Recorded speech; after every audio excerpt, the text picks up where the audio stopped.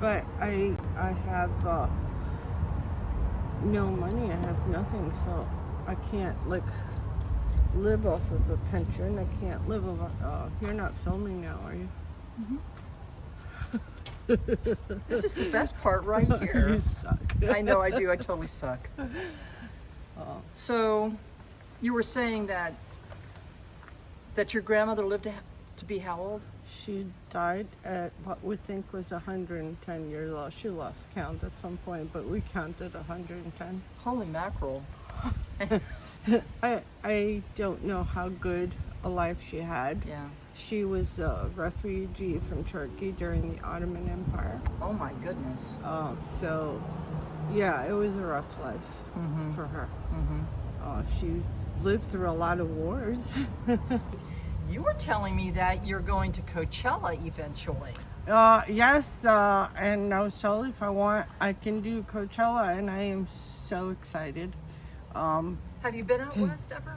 No, I was headed for Arizona when I started this trip. I was gonna head west, but then when I got to Alabama, it just didn't feel right. So I turned around and something kept telling me to stay in Florida, which I'm glad I did because my car broke down, and if I had been alone, I would have been terrified. But I had a couple of other nomads that I was hanging out with, and they really helped me out. It also made me go rogue, which forced me to get a job, and I really like this, working as I need to. And when this job offer that I'm gonna go to next week came about, I said, oh, that's what I want to do. Actually, I have 3 job offers here in Florida. That's fantastic. If I wanted to stay. That's fantastic. And it's tempting, but I need to feel the road. I need to finish what I started. For how long have you been in this one spot? Since Christmas. And I did what I wanted to do for a long time. I was swimming on Christmas Day. Very briefly recap, how did you come to this circumstance? COVID shut down the place where I was working, drug rehab. I was a cook there. They shut down, and then they never reopened. I had a hard time finding work afterwards, and I thought, well, this is my window to do what I wanted to do, because if I have no responsibilities, can't find work, there's no other excuse. I couldn't find an excuse not to do it. You had some money stashed, and so you... A very small savings account.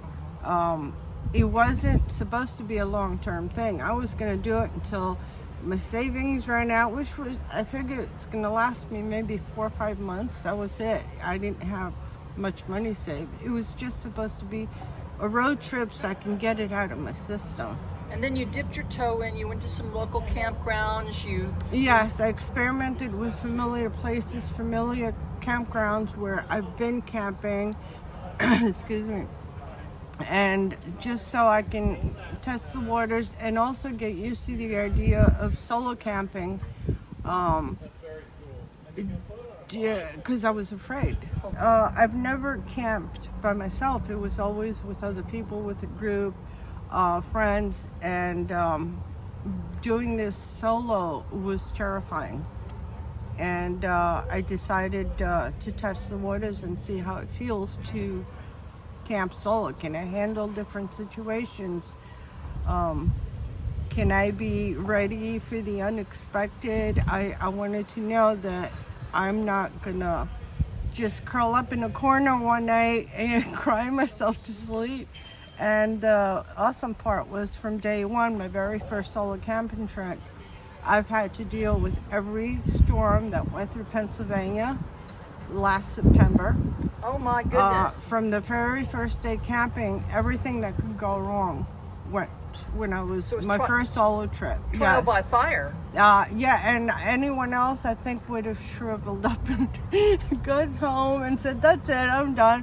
But I went home and I thought, okay, how can I set it up so I'm ready for this next time it happens? So next time, I went camping and it starts pouring, and I'm trying to set up my tent in the rain because I decided that this is what I'm supposed to learn. In the tent? Yeah, the tent, the tarps, and I learned how to set up in the rain without getting everything soaking wet. But you eventually graduated from the tent into the Cherokee.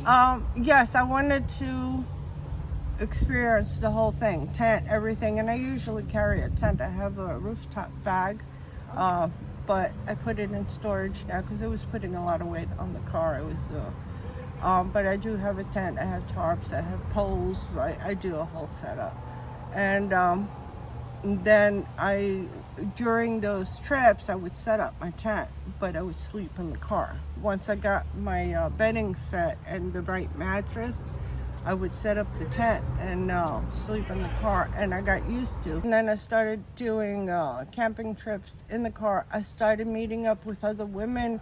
I joined some groups on Facebook, which is women campers, and they started setting up meetups. And there was one that was in Western Pennsylvania. I was in Eastern Pennsylvania, and it happened. I saw the post just as I'm thinking, okay, what do I want to do this week and where can I go? And I said, that's it, I'm going. I had no idea where this campground was, and I said, I'm coming, I'm on my way. And I looked it up. It was a 5-hour drive, and I decided, well, this is what I wanted to learn how to do. So I just got in my car and I went, and then from there I took the long way home.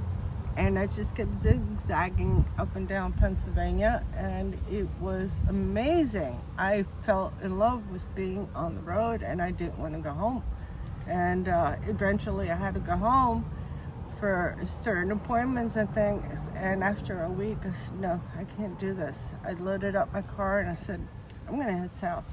It's something I've wanted to do for a very long time. I had planned many years ago with a friend of mine, when we graduated high school, we're gonna go on a road trip, and then she went and got married, and I was stuck by myself. Ruined the plan.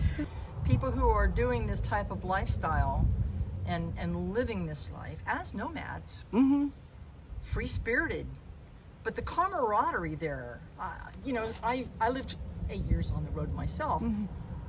The most amazing people. They are, and you don't have to explain yourself to anybody.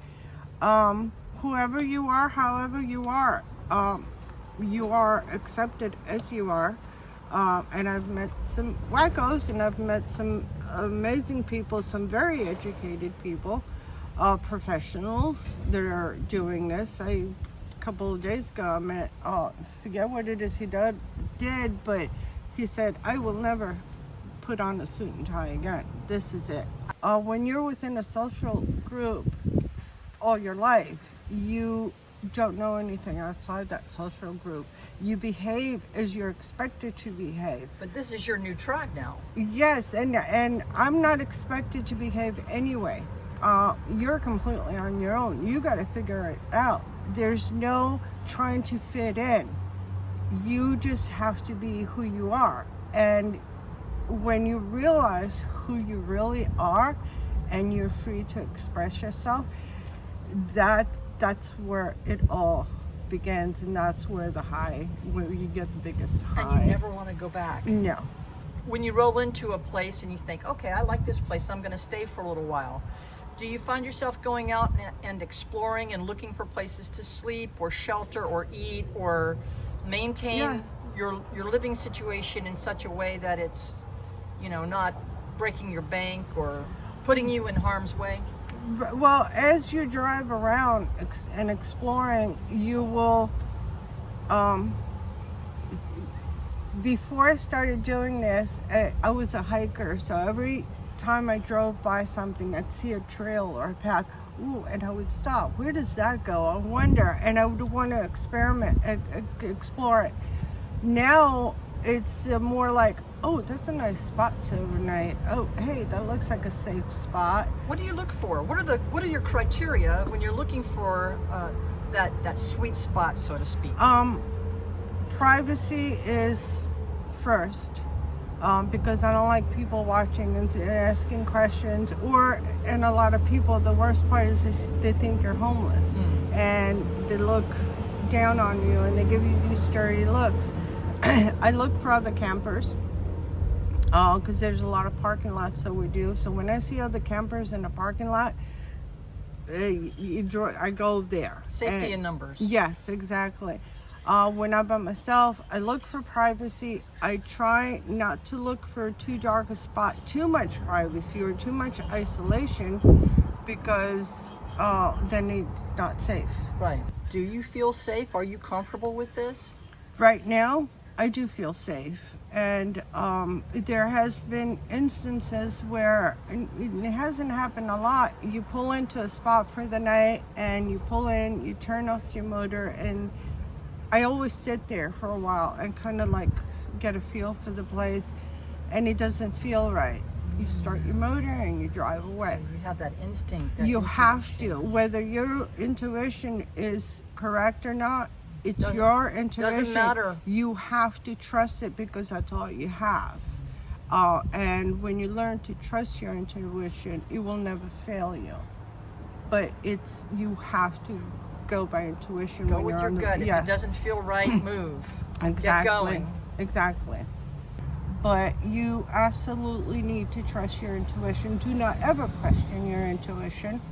And don't ever be afraid to start your motor and drive. And your keys are always on you. That's the other thing I learned. My car keys in my pocket. So you need to be able and not think twice. Don't feel guilty. Don't think, oh, what are they going to think about me? It doesn't matter. What matters is that you don't feel safe. You need to get out.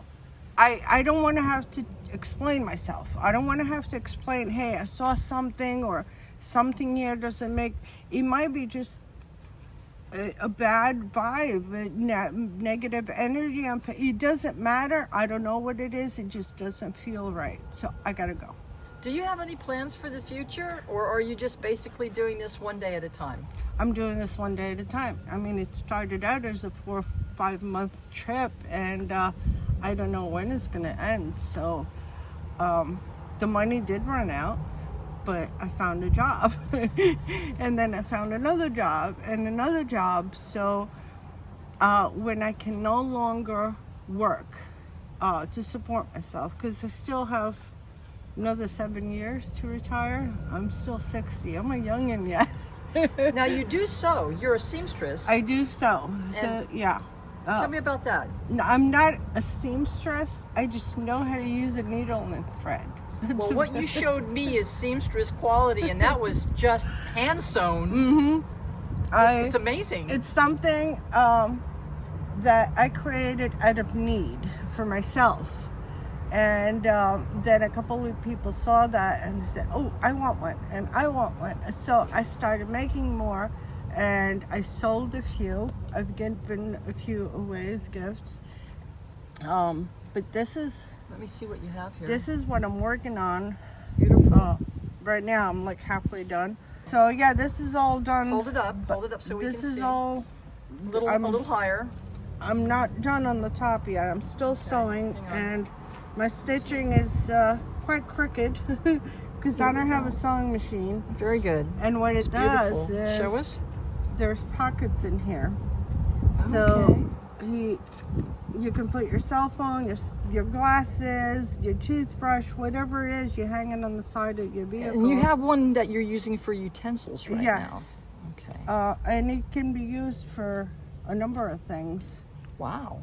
Yeah, we'll do the utensils later because I have to put it down Very flat. good. Okay, that's excellent. So, very well done, and that's all hand stitched.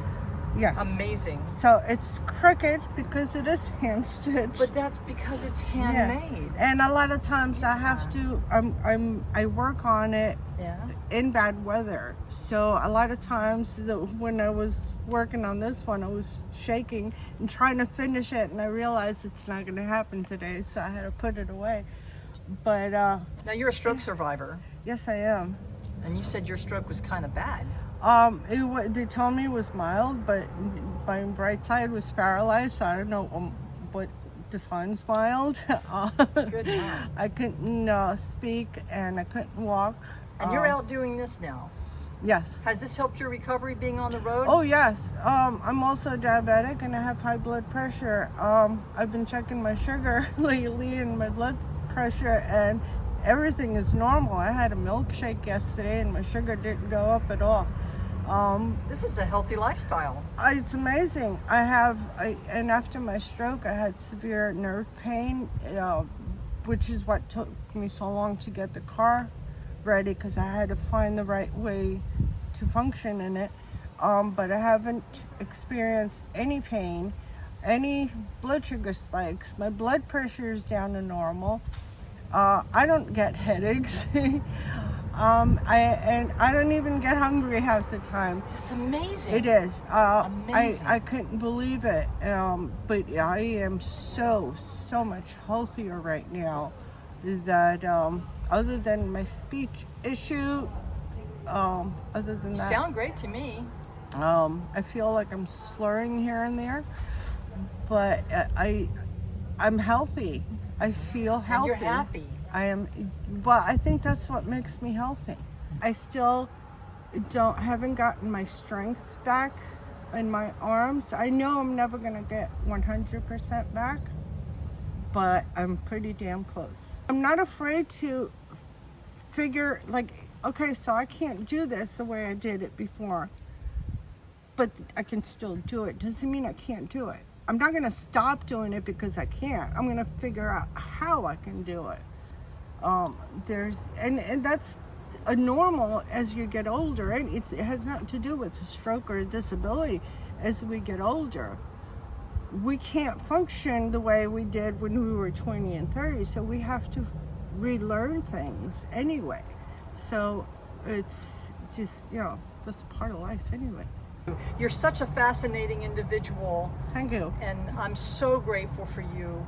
This has been so joyous for me to meet you and have this time with you and to do this with you. And I hope that one day, somewhere down the road, we have a part 3 so I can catch up with you and hear about your adventures.